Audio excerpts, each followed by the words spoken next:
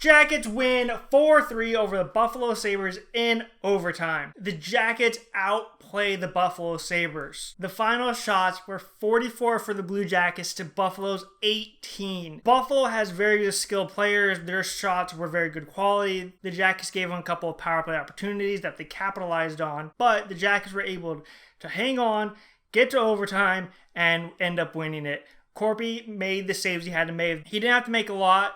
Jackets did a good job defensively, not allowing Buffalo to get in the zone. Buffalo was missing a lot of shots, and the Jackets were going offensive zone and set up and work and move the puck around and shoot it and get the puck back and shoot it. There was a power play, I think it was the one Foligno scored on, where the Jackets had 6 shots on the power play. They were just constantly getting pucks back and pinning them back in the net. Buffalo could not get out of their zone. But starting off first period, and Jackets come out, they're getting off its zone, and get shot after shot after shot, and about 5 minutes in, the shots are 6-1 Columbus. So I was like, all right, it's going to be one of those games where Allmark stands on his head, and the Jackets just can't solve him. Coming early in the period, there's about 2 minutes left. Jackets are in offensive zone, and they're moving the puck around really well. They have the puck below the net. Texlier gets the puck to the point. Zach gets it over to Seth. Seth shoots it. It gets deflected on the way to the net, and it heads behind the net, bounces off the backboards, comes out front, right to Oliver Borkstrand, who backhand shovels it towards the net. It hits Allmark on the arm, redirects into the back of the net. Jackets lead 1-0, Borkstrand's first goal of the year, and I love that line. I know last video I was like, oh, have a heavy person on every line, have a finisher on every line, have a setup man on every line, and I went through the lineup. The line of Texlier, Borkstrand, Winberg, oh, that just worked. They were going all night. Winberg looked like Winberg again. Borkstrand was flying all night. He could have had 3 or 4 goals. He negated like 5 or 6 icings, just going, I'm going to get there. And even if he didn't win the race, he made Buffalo compete for the puck, killing off the icing. And Texlier, just the great shots. But for the first time this year, the Jackets have a lead. All they have to do, hang on, keep playing the way they played to get to this point, and they should be fine. About a minute later, Buffalo takes a penalty for tripping Boone Jenner. Naughty, you can't do that. Go to the box. I'm like, all right, power play hasn't been created this season. Maybe it can calm down a little bit. They have the lead. They're trying not to claw back into a game. A little bit of nerves will settle down. Maybe the power play will work out this time. The Jackets choose which side they want the faceoff to be on. Winberg wins it.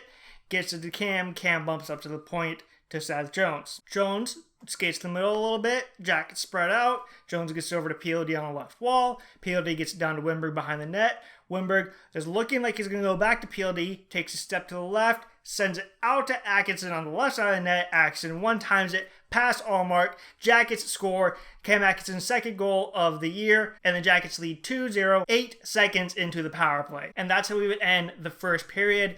Jackets leading 2-0 and outshooting Buffalo Sabers 14-6. And if you take away the 2 goals, the Jackets still doubled up on the Buffalo Sabres shots. So I'm sure they got a talking to during the intermission, because the second period starts. Jack gets a turnover, he flies into the offensive zone, and Cam Atkinson has to hook him. It prevents Eichel from scoring. It's the penalty he has to take. If he doesn't do it, Eichel walks in, scores a goal, no problem. Take the penalty and try and kill it off. And for the most part, the Jackets do a very good job killing it off. They keep sending it down the ice, and Buffalo would bring it back. Now, one thing I don't understand. Sonny Milano, very good offensive player, and that's what he's known for. But the one critique everybody has always had for him is he's a defensive liability. And so what do the Jackets do? Sonny Milano go kill the power play. Wait, why? He's good offensive. You put him on the power play, not the penalty kill. But he gets out there trying to earn a job, and he's going to use his speed. So, all right, give him the shot. Buffalo has the puck in their zone. They come up ice. They enter the zone. Connor Sherry has it. He bumps it out to Miller, and the Jackets have left a void for Miller to skate into. So now they're kind of scrambling to get back to it. They create a beautiful passing lane from Miller to Marcus Johansson. He takes the pass. None of the Jackets go with the stick to break that up. Johansson one-times it past Corpy, and the Buffalo Sabres pull within 1. So the penalty that Atkinson took, either way, ended up a goal. But that power play goal, it doesn't matter what goalie's in net. Even if it was Bob, that puck's going in the net. Eichel one, if that happens, that could have been on Corpy. So it's less momentum killing giving up the power play goal because they're on the power play. Buffalo's the number one team right now in the power play, even though it's only 3 games into the year. So, all right, you feel less bad about it. Just continue to play the way you were before. That's great. And Jackets to get back to that, and they start attacking Buffalo, getting the offensive zone. And about halfway through the period, Buffalo dumps in the Jacket zone, and Ryan Murray gets the puck behind the net, and goes, I have the player right there, but I'm going to beat him. He's going to be turning the wrong way. I'm going to be free for him. He starts to skate up ice. He checks behind him. He goes, Skinner's back there far enough. I'm fine. I can make the pass. Skinner turns on the Jets, and as Ryan Murray goes to make the pass, Skinner lifts his stick, takes the puck, turns around, and snipes Jonas Korpisalo because, of course, Jeff Skinner scores against the Blue Jackets. It's Jeff Skinner. Ryan Murray has not had the greatest 3 games in his career. Him playing against Toronto, there was a couple of plays I'm like, what are you doing? Pittsburgh game where he got caught flat-footed and led to a 3-on-1. There's been a couple of defensive plays where I'm like, Murray, please stop doing that and go back to old Murray. I think Cuzzy's last game before he started the season was February of last year. He has a little bit extra rust to knock off, so I think it's taking him a little bit longer. Hopefully he can work it out soon.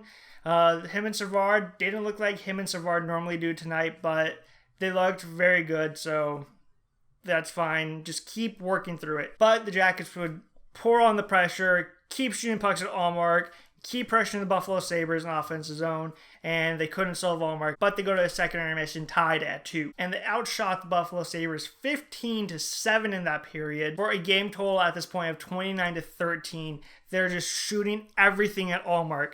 They didn't have a good first couple of games.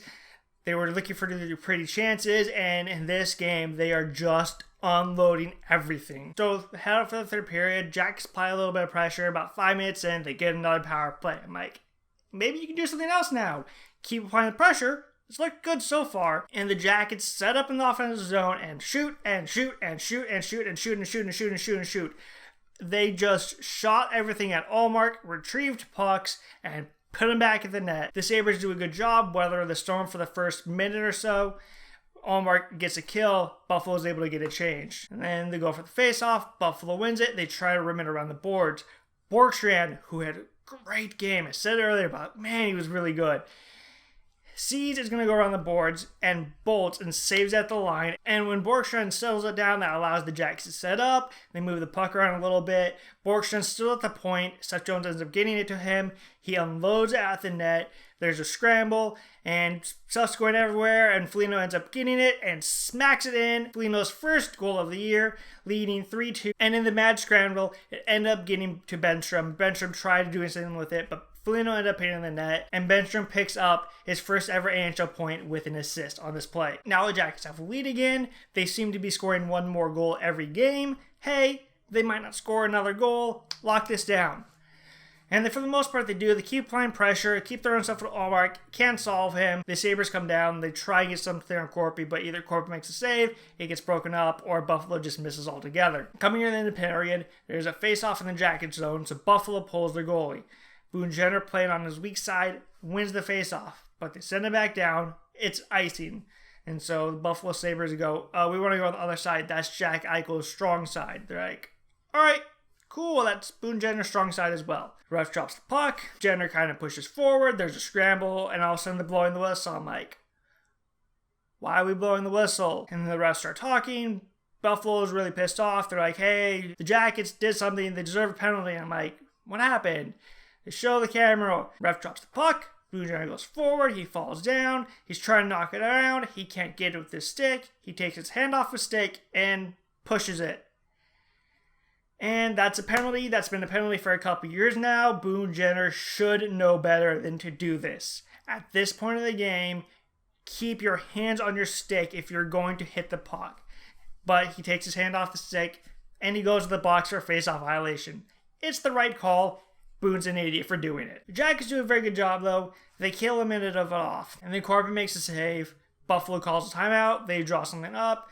The Jackets draw something up as well. Go back to the same face-off circle that Boone took his penalty in. Alexander Wimberg wins the face-off. Zach Werenski tries to rim it around the boards. Kind of happened earlier on Foligno's goal on that power play. He rims it around the boards. Buffalo knocks it down. They set up and they go to work. It's Dahlin and Olofsson, and they're passing back and forth. And eventually, Olofsson takes the shot. It beats Corpy on the side. Barely makes it into the post, but he scores. Boone is an idiot for taking the penalty. And now we have to head to overtime, tied 3-3. So we start overtime.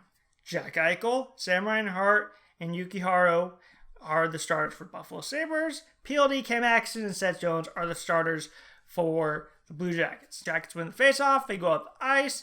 They kind of turn it over, and Buffalo comes down, and they look really good on the power play. Jack Eichel's a really good hockey player. He tries to walk in front of the net, and Seth Jones goes, no, on the ice you go. Jack Eichel ends up going off for a change. Buffalo Sabres come back down. They make a little play. Corp makes the save. All right, not too big of a problem. But what does Buffalo do? They send Jack Eichel back out there. I don't know why they would have done that. He is clearly gassed. I don't care if it's offensive zone stud or not. Give him an extra 30 seconds. And Jack ends up hitting the puck in their own zone. They come up the ice. They make a play. It gets broken up. Zach Werenski starts to leave the zone. Texley was doing a very good job at the point, making sure if there was a break, there was at least one person back. And Foligno goes, where's everybody going? Eichel's the one with the puck. He's the tired one. And so Foligno's like, fine, I'll do the work myself. Goes over and pushes Jack Eichel against the boards. Eichel should have rimmed it around his defenseman, but Eichel gets pinned, and Foligno's able to free the puck. Now Texley is activated from the point now that Zach's back at the point. Foligno gets it, turns. Foligno sees he has Texley coming in from the point. He gets it to him. Texley receives it, and nice shooting, Tex. Jackets win 4-3. Texley's first goal of the year. That was a hard-working win. That's the way the Jackets are going to have to play. They're not going to be on the highlight reel every night. They're going to get the goals where it's just thrown at the net and Foligno ends up with the puck and throws it past the goalie. Those are the type of goals that are going to happen. The power play is going to have to be effective. Atkinson is going to have to continue to score on the power play. The power play has to click along, but they're going to have to be somebody other than Atkinson score on the power play. Maybe Texlier or Benstrom. The penalty kill hasn't been the strongest this year. It was super strong last year. It needs to get back to what it was last year. They were only 0.2% worse than Tampa, and Tampa had the best power play last year. So they were with Tampa in penalty kill. So they got to get back to that strong defensive, I'm going to take the puck from you and send it down the ice. They were doing that a lot tonight. Wimberg had a breakaway, but he didn't score because it's Wimberg. But he looked really good. If it was a shooter, that's a short-handed goal, no problem. But because Wimberg's more of a passer, they just got to clean up the little stuff. Just take away the passing lanes on the penalty kill, and the penalty kill should improve a whole lot. So now the Jackets have a couple days of practice before the next game on Friday against the Anaheim Ducks. And until then, click like, subscribe, all the fun stuff. And until then, I'll see you later.